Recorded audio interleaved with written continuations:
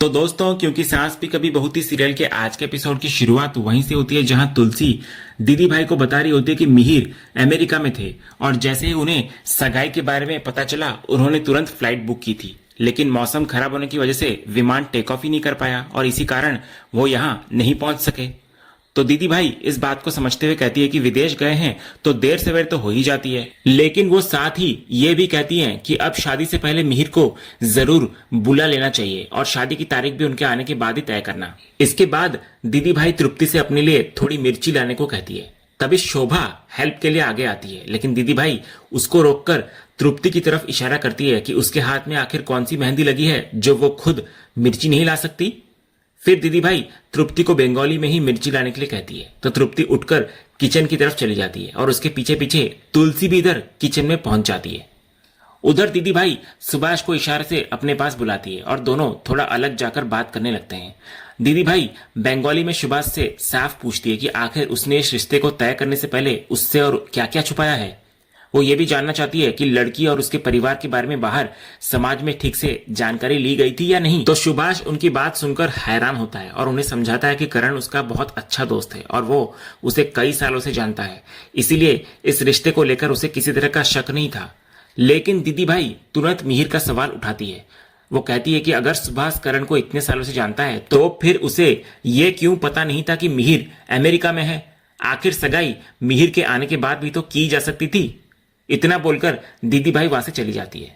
उधर किचन में तुलसी सीधे तृप्ति के पास पहुंचती है और उससे पूछती है कि अचानक मिहिर की बात उसे कैसे याद आ गई। तो तृप्ति पहले से समझ चुकी होती है कि तुलसी उससे यही सवाल करेगी। वो मुस्कुराते हुए कहती है कि उसे पता था तुलसी जरूर ये पूछेंगी।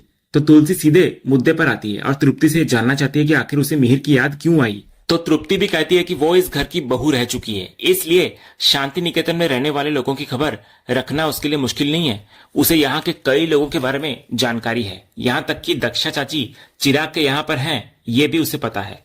लेकिन तृप्ति की नजर में एक नाम लगातार गायब है और वो है मिहिर जी।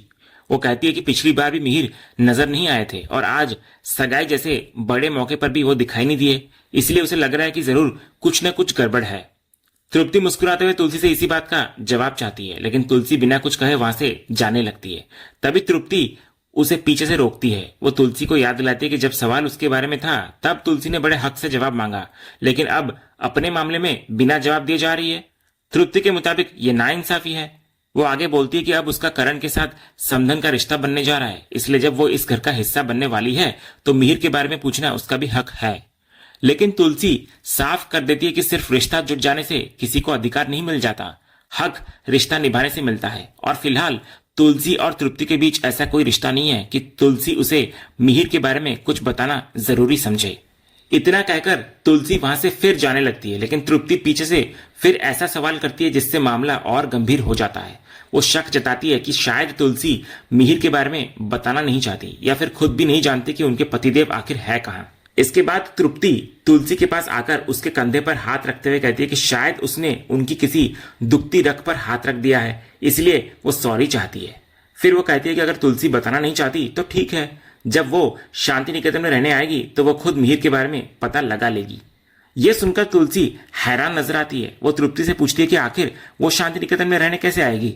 समैरा तो उनकी बेटी है और तृप्ति उसे बहू बनाकर अपने घर ले जाएगी, फिर शांति निकेतन में तृप्ति किस हक से रहेगी। तो तृप्ति भी तुरंत इस रिश्ते को अपने पक्ष में इस्तेमाल करती हुई नजर आती है। वो कहती है कि जब शांति निकेतन की बेटी उसके घर की बहू बनने जा रही है तो अब इस घर पर उसका भी हक बनता है। इसके बाद वो बेटियों को लेकर चली आ रही पुरानी कहावतों का जिक्र करती है कि बेटियां पराया धन होती है और शादी के बाद उनका ससुराल ही उनका घर माना जाता है। मायके से बेटी की डोली उठती है और ससुराल से उनकी अर्थी। लेकिन तुलसी भी पीछे हटने वाली नहीं होती। वो बेटियों के लिए कही जाने वाली दूसरी कहावतों का भी जिक्र करती है। उसके मुताबिक बेटी घर में अन्नपूर्णा का स्थान लेती है, कुल की रक्षक होती है और घर में धन धान्य बढ़ाने वाली होती है। फिर तुलसी तृप्ति को वीरानी खानदान की परंपरा समझाती है कि इस घर में जो बहू आती है उसे बेटी का दर्जा और बेटी का अधिकार दिया जाता है, वहीं बहू भी अपने कर्तव्य निभाकर सास को मां का अधिकार देती है। तुलसी साफ कहती है कि अगर तृप्ति वीरानी खानदान से कुछ सीखना चाहती है तो उसे संस्कार और शुभ बोलना सीखना चाहिए। लेकिन तृप्ति फिर बात को उसी तीखे अंदाज में मोड़ देती है। वो तुलसी की फाइनल विदाई का जिक्र करते हुए उसकी अर्थी की बात तक पहुंच जाती है। तो तुलसी भी कहती है कि मरना तो एक दिन दोनों को है, अगर उसकी अर्थी उठेगी तो तृप्ति की भी एक दिन उठनी है। तो तृप्ति मानती है कि यह बात सही है, लेकिन वो तुरंत सवाल बदल देती है कि पहले अर्थी किसकी उठेगी। फिर वो तुलसी को याद दिलाते कि वे दोनों मिहिर के बारे में बातें कर रही थी और बात अचानक मरने मारने तक पहुंच गई। तृप्ति फिर साफ करती है कि अगर तुलसी मिहिर के बारे में नहीं बताना चाहती तो ना बताए, लेकिन तृप्ति अब खुद इस मामले की तह तक जाने का मन बना चुकी है। वो कहती है कि अगर मिहिर सच में अमेरिका में है तो किसी न किसी तरह यहाँ आ सकते थे, आखिर ऐसा भी क्या है कि वो दिखाई नहीं दे रहे हैं। इसके बाद तृप्ति तुलसी को यह एहसास कराने की कोशिश करती है कि दीदी भाई के सामने बात को संभालना या झूठ बोलना आसान हो सकता है, लेकिन तृप्ति से मिहिर के बारे में सच्चाई छिपाना इतना आसान नहीं होगा। उसे शक है कि शायद तुलसी खुद भी नहीं जानती कि मिहिर जी आखिर है कहाँ, फिर भी वो ऐसे दिखा रही है जैसे उन्हें सब कुछ पता हो। तृप्ति आगे तुलसी के बदले हुए अंदाज पर भी तंज कसती हुई नजर आती है। वो कहती है कि उनके पति का कोई नामो निशान नहीं है, फिर भी वो इस घर में बिल्कुल निश्चिंत नजर आ रही है। आखिर वो इतनी बदल कैसे गई। इसके बाद तृप्ति अपना अंदाज थोड़ा बदलते हुए तुलसी को हेल्प ऑफर करती है। वो कहती है कि अगर मिहिर जी का पता लगाने में उसे उसकी किसी भी तरह की हेल्प चाहिए तो वो उसकी हेल्प करने के लिए तैयार है, यानी मिहिर का पता ढूंढने में जो कुछ भी वो कर सकती है जरूर करेगी। फिर वो कहती है क्योंकि आखिर लापता पति का पता ढूंढना भी तो जरूरी है ना। लेकिन जाते जाते तृप्ति फिर अपने अंदाज में तंज कसती है और तुलसी को गुजराती खाना खाने चलने के लिए कहती है, वो भी एक्स्ट्रा मिर्च के साथ। इतना बोलकर वो वहां से चली जाती है। लेकिन अब साफ है कि मिहिर वीरानी का राज सिर्फ तुलसी की परेशानी नहीं रहा, तृप्ति की नजर भी इसी राज पर टिक चुकी है और वो इसे जानने के लिए अपनी अगली चाल चलने वाली है। उधर अगले सीन में सुभाष खाना खत्म होने के बाद करण की मेहमान नवाजी की तारीफ करता है। तृप्ति भी उसकी बात से सहमत होती है और वीरानी परिवार की मेहमान नवाजी की जमकर तारीफ करती है। तभी दीदी भाई शादी में नॉनवेज रखने की बात करती हैं। इसके बाद जब सब लोग निकलने की तैयारी कर रहे होते हैं, तृप्ति कहती है कि उसका मन तो है कि वो सबको अपने यहाँ बुलाए, लेकिन उनका बंगला अभी रिनोवेट हो रहा है, वो खुद भी गेस्ट हाउस में रह रहे हैं और अगले दिन होटल में शिफ्ट होना है उन्हें, इसलिए फिलहाल सबको बुलाना संभव नहीं होगा। तुलसी भी सबके सामने कहती है कि तृप्ति ने इतना सोचा वही उनके लिए काफी है, खाने पीने की बात बाद में भी हो सकती है। लेकिन तभी तृप्ति एक नया सुझाव देती है। वो दीदी भाई से शांति निकेतन के मंदिर में दर्शन करने के लिए कहती है। उसका कहना होता है कि जब वो इस घर में आ ही गए हैं तो यहाँ मंदिर भी है, तो अपने बेटे और होने वाली बहू के लिए भगवान का आशीर्वाद लेकर जाना ही चाहिए। तो दीदी भाई उसकी बात मान जाती है। इसके बाद दामिनी तृप्ति और दीदी भाई को लेकर मंदिर की तरफ जाती है। सभी लोग मंदिर में पहुंचते हैं। इधर दीदी भाई मंदिर की खूबसूरती देखकर इम्प्रेस्ड होती है और फिर सभी ठाकुर जी के सामने हाथ जोड़कर प्रार्थना करने लगते हैं। सबसे आगे समायरा और सिद्धार्थ खड़े होते हैं। लेकिन यहीं से कहानी अचानक एक अलग मोड़ लेती है। इधर दर्शन करके जब दीदी भाई मंदिर से बाहर आती हैं और अपनी चप्पल पहनने लगती है, तभी अचानक उनका पैर फिसल जाता है और वो जोर से नीचे गिर पड़ती हैं। सब लोग उन्हें उठाने की कोशिश करते हैं, लेकिन चोट इतनी तेज होती है कि वो अपने पैरों पर खड़ी नहीं हो पाती। तृप्ति तुरंत सबको डॉक्टर बुलाने के लिए कहती है और रौनक भी बिना देर के डॉक्टर को फोन करके घर बुला लेता है। इधर परिवार के लोग किसी तरह दीदी भाई को संभालकर अंदर ले जाते हैं। लेकिन इसके बाद कहानी में एक ऐसा फ्लैशबैक सामने आता है जिससे साफ हो जाता है कि यह सिर्फ एक हादसा नहीं था।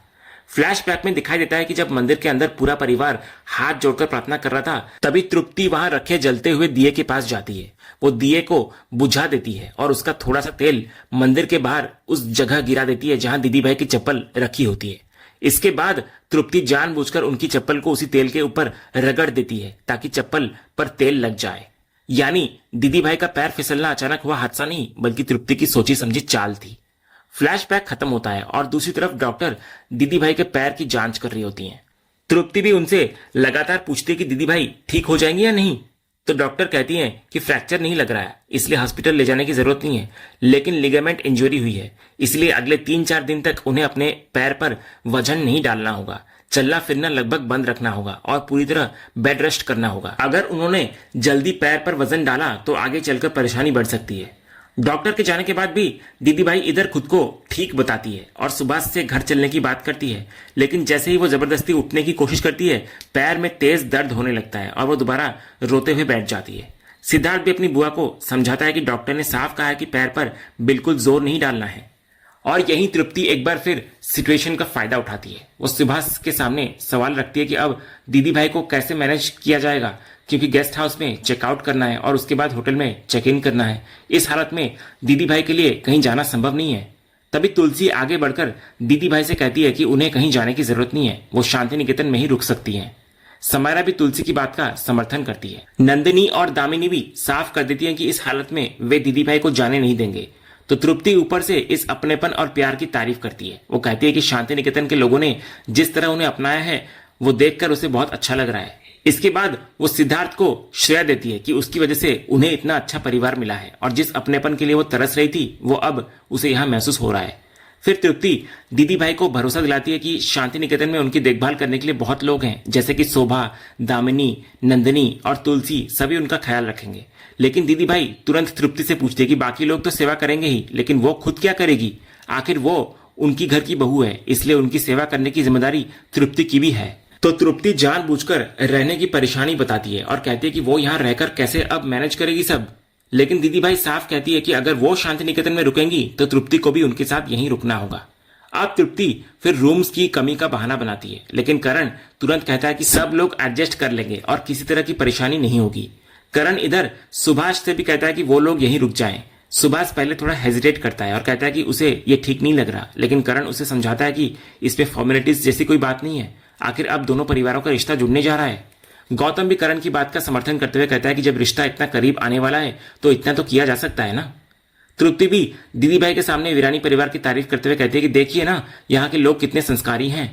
तभी सिद्धार्थ अपनी बुआ को एक बात साफ करता है कि शांति निकेतन में नॉनवेज नहीं मिलने वाला, यहाँ सिर्फ निरामिष यानी वेजिटेरियन खाना ही मिलेगा। तृप्ति भी तुरंत बात को संभाल लेती है और कहती है कि कुछ दिन नॉनवेज नहीं मिलेगा तो कोई बात नहीं, यहाँ तो घर का खाना मिलेगा और गुजराती डिशेस का स्वाद भी देखने को मिलेगा। आखिर में दीदी भाई पूरे परिवार के सामने हाथ जोड़कर उनका धन्यवाद करती है। उन्होंने उनके लिए इतना कुछ किया और इस मुश्किल टाइम में उन्हें इतना अपनापन दिया। करण भी उन्हें रोकते हुए कहता है कि वो धन्यवाद न करे, वो घर की बड़ी हैं, इसलिए उनके लिए ये सब करना परिवार की जिम्मेदारी है। लेकिन दोस्तों, जहां पूरा परिवार दीदी भाई के रुकने को लेकर सहमत होता हुआ नजर आता है, वहीं तुलसी को तृप्ति का शांति निकेतन में रुकना बिल्कुल ठीक नहीं लगता। उसे साफ दिखाई दे रहा होता है कि तृप्ति को इस घर में रुकने का मौका मिलना उसके लिए आगे चलकर बड़ी परेशानी बन सकता है। इसी चिंता के चलते तुलसी तुरंत करण को एक तरफ ले जाकर उससे बात करती है। अकेले में आकर तुलसी करण को समझाती है कि दीदी भाई को चोट लगी है, इसलिए उनका शांति निकेतन में रुकना तो समझ में आता है और उनकी हालत को देखते हुए ये सही भी है, लेकिन उन्हें सबसे ज्यादा परेशानी इस बात से है कि तृप्ति भी अब इसी घर में रुकने वाली है। तो करण को तुलसी की ये चिंता बिल्कुल पसंद नहीं आती। वो उससे सवाल करता है कि आखिर वो चाहती क्या है। अब जब तृप्ति इस घर में रुक रही है तो वो इस तरह रिएक्ट क्यों कर रही है और इस सिचुएशन में वो क्या कर सकता है। करण अपनी मजबूरी भी तुलसी के सामने रखता है। उसका कहना होता है कि वो अपनी बेटी को उसके नए घर में भेज रहा है, यही काफी है। अब दोनों परिवारों के बीच रिश्ता जुड़ चुका है, इसलिए उस रिश्ते को निभाने की जिम्मेदारी भी उसकी है। वो चाहकर भी हर चीज से पीछे नहीं हट सकता। लेकिन करण के मन में तुलसी को लेकर नाराजगी भी होता है। उसे लगता है कि आज जो सिचुएशन सामने खड़ी है उसकी शुरुआत तुलसी के फैसले से हुई थी। अगर तुलसी ने दीदी भाई को सगाई में बुलाया ही नहीं होता तो शायद तृप्ति और उसका परिवार शांति निकेतन में रुकने की स्थिति में नहीं आता। करण साफ कहता है कि उसने दीदी भाई को रुकने के लिए कह दिया है, इसलिए अब वो अपने फैसले से पीछे नहीं हट सकता। दीदी भाई और उनका पूरा परिवार यहीं पर रुकेंगे। तुलसी फिर करण को याद दिलाती है कि वो तृप्ति को अच्छी तरह जानता है और उसको समझना चाहिए कि तृप्ति किस तरह की है। लेकिन करण का गुस्सा और बढ़ जाता है। वो तुलसी को याद दिलाता है कि वो तो उन्हें भी अच्छी तरह जानता था, लेकिन उनके फैसलों का नतीजा उसके सामने है। यहां तक कि वो तृप्ति को लेकर भी कटाक्ष करता है कि कम से कम वो उसके बच्चों का खून तो नहीं करेगी। तभी तुलसी इन बातों को सुनकर भी करण को समझाने की कोशिश करती है। वो कहती है कि करण चाहे जितने ताने मार ले, लेकिन उसे उसकी बात समझने की कोशिश करनी चाहिए, क्योंकि वो तृप्ति को लेकर सच में चिंतित है। लेकिन करण अब उसकी कोई बात सुनने के लिए तैयार नहीं होता। वो साफ कहता है कि उसे कुछ समझना ही नहीं है और तुलसी भी उसको समझाने की कोशिश न करे। करण को लगता है कि जब तुलसी ने उसे अपनी बेटी को समझने और उसकी फीलिंग्स को समझने के लिए कहा था, तब उसने वही किया। अब जब वो अपनी बेटी की खुशी और उसके भविष्य को ध्यान में रखकर फैसला ले रहा है तो तुलसी को उसमें भी परेशानी हो रही है। इसके बाद करण पहली बार तुलसी को काफी सख्त अंदाज में चेतावनी देता है कि आज उसने उसका लिहाज कर लिया, लेकिन आगे से वो उसे इस तरह अलग ले जाकर ऐसी बातें न करे। अगर दोबारा ऐसा हुआ तो वो सबके सामने ही उसे जवाब दे देगा।